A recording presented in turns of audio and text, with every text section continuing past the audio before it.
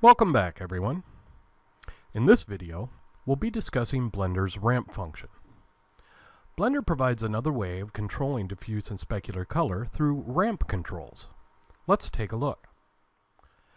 To make this easier to see, I'm going to go ahead and use the monkey mirror file from the last video and make a few adjustments. That way, we already have a nice checkered floor, an extra lamp, and our render window ready to go. I'll also hit 0 to move to my camera position and see what my render space looks like. I want to get a little more to the side for this lesson, so I'll rotate a bit, and then I'll hit Ctrl-Alt-0 to move my camera to that position.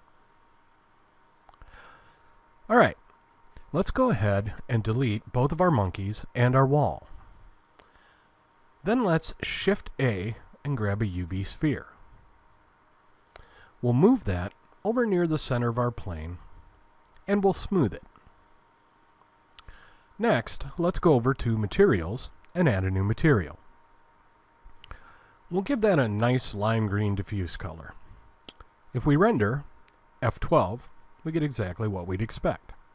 Our checkered floor and a lime green sphere with some basic shading. Notice in our material editor that we have a checkbox labeled ramp in both the diffuse and the specular editors. Let's check the ramp checkbox in the diffuse panel.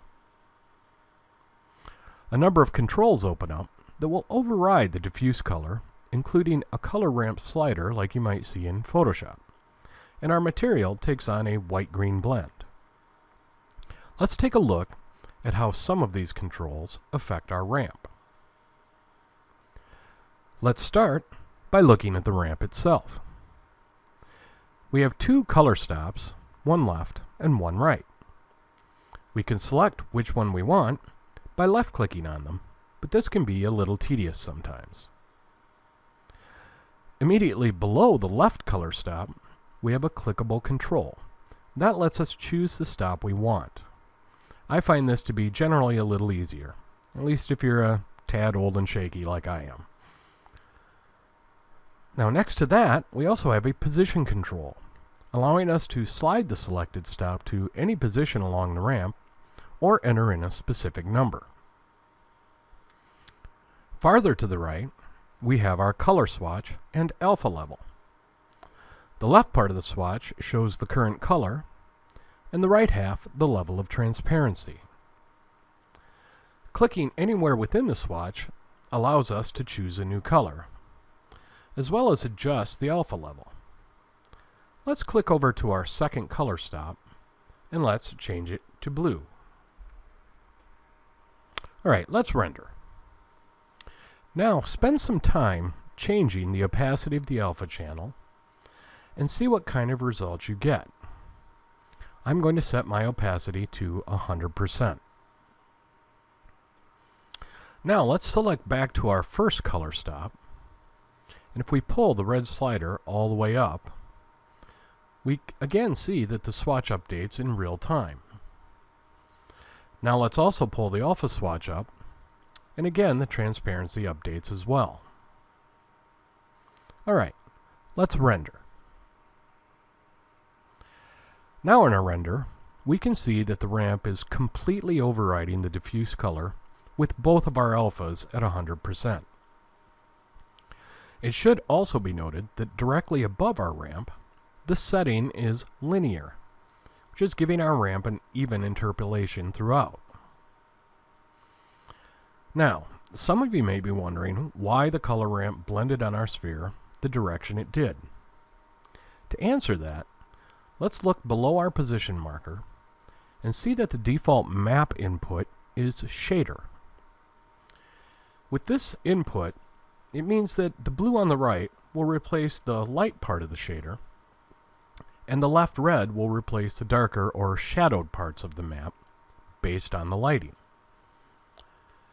We can see this effect in action by dragging the left stop nearer the lighter part of the shader, about center. Let's render, and we see that much of the red has closed the gap between the lit and shaded areas.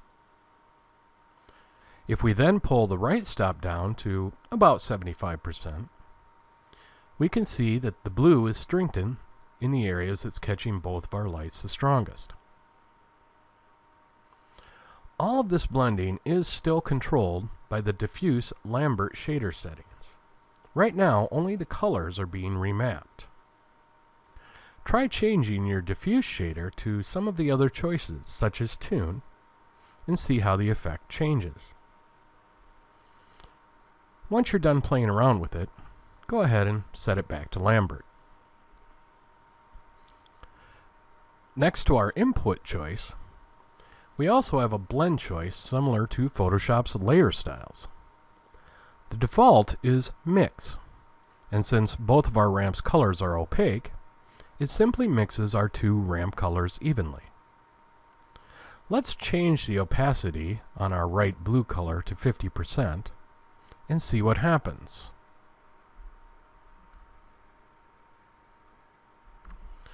When we render, we see we get a mix between our ramp colors, and now as well a mix between our blue ramp and our original green diffuse, giving us an aqua color in our render.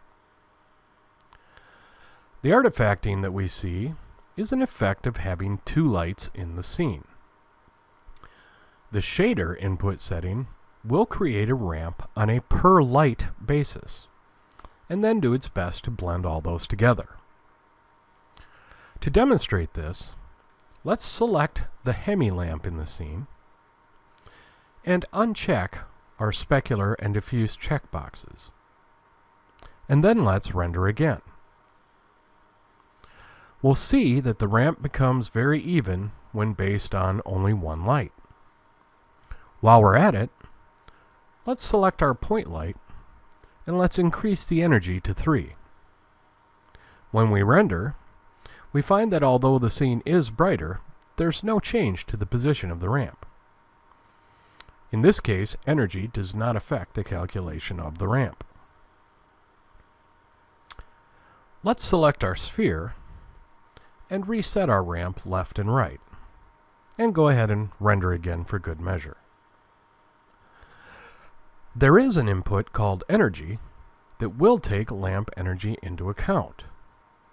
Let's switch to that and render again.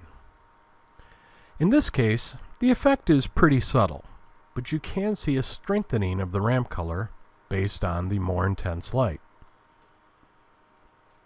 We also have another input called normal, where the shader input mapped to light and shadow. Normal maps based on the position of faces in relation to the camera. So, the right will always be pointed towards the camera or perpendicular to it, and the left will always go along the camera. Let's render again to see that in action. This is also a good time to look at the factor setting. Now, the factor setting once controlled the alpha blend exclusively in Blender, but now the alpha is in the color picker, and the factor setting remains to provide a secondary blend. You can lower the factor to 0.5 and see the effect. Feel free to play around with that a bit and see what you get. Alright, one thing to go. So far, we've only used 2 stops in our ramp. However, Blender does allow for additional stops. Above our ramp, we can select the plus marker to add additional stops, or we can mouse over our ramp and control left click in the ramp to get an additional stop. The marker takes on the properties of the position it was created in, but we can change those. Let's go ahead and make ours roughly the same green as our diffuse color, as well as increasing the alpha to 100%.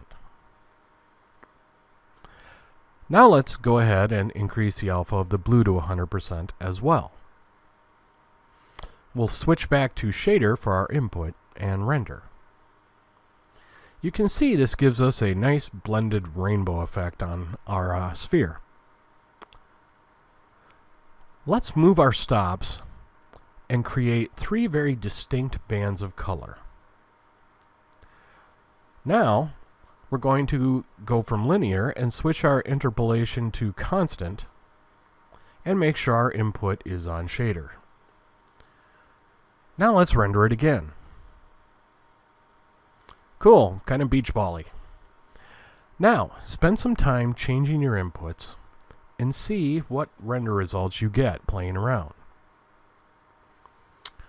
After that, let's take a look next to that add button and see that as well as adding stops, we also have a minus button that will allow us to delete whatever the active stop is, so be sure you've chosen the correct one if you need to get rid of one, as well as a flip selection that lets us take our ramp and flip it left to right, back and forth.